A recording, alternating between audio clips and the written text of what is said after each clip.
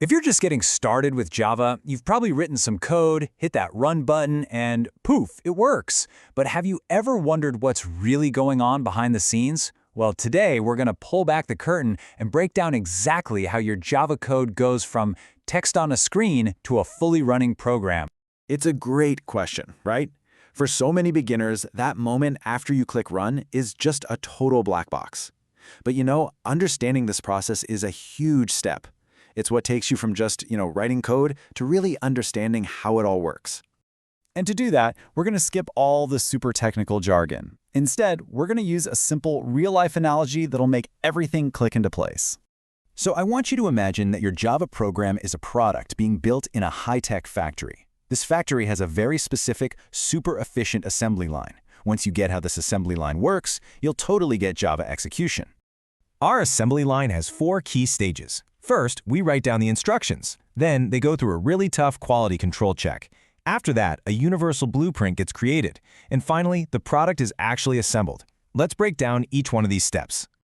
All right, first up, the instructions. Everything has to start with a plan, right? That Java file you create, think of it like you're writing instructions down on a piece of paper. It's written in a language that you, the human, can read and understand clearly.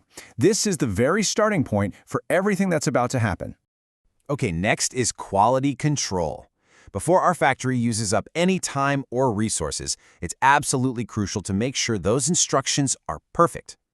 In the Java world, this is the job of the compiler. I want you to think of the compiler as the strictest manager on the factory floor. It scans your code for any mistakes, a forgotten semicolon, a misspelled word, you name it. If it finds even one tiny error, the entire process screeches to a halt, and it tells you exactly what went wrong and where, so you can go back and fix it. So, your code has passed the quality check.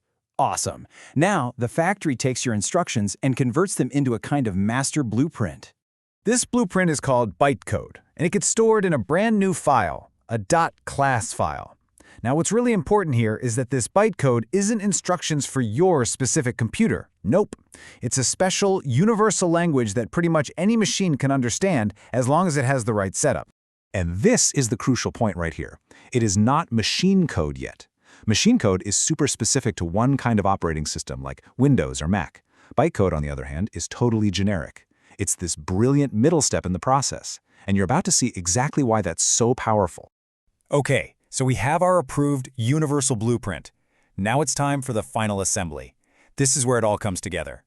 This last step is the job of the Java Virtual Machine, or the JVM. The JVM is like the master worker on the assembly line. It actually lives inside your computer, and its one and only job is to take that universal bytecode blueprint and translate it on the spot into the specific machine language that your computer understands. And then, boom, your program runs.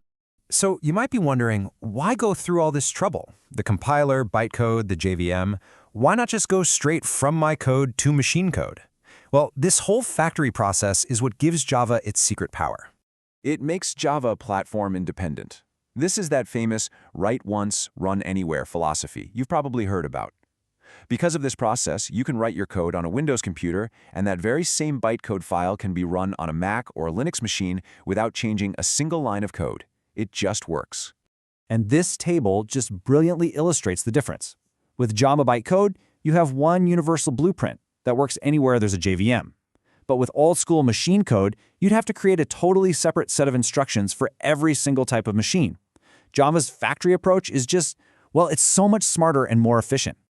So there you have it. That's the whole journey, from a simple Java file all the way to a running program. So, what does this all mean for you? Look, don't worry if this feels like a lot of new information at first. It's a big concept. The most important thing is just to take it one step at a time. I'm learning new things every day, and you can too. Just keep at it, and you'll absolutely master it. You now understand the fundamental process that powers every single Java application out there.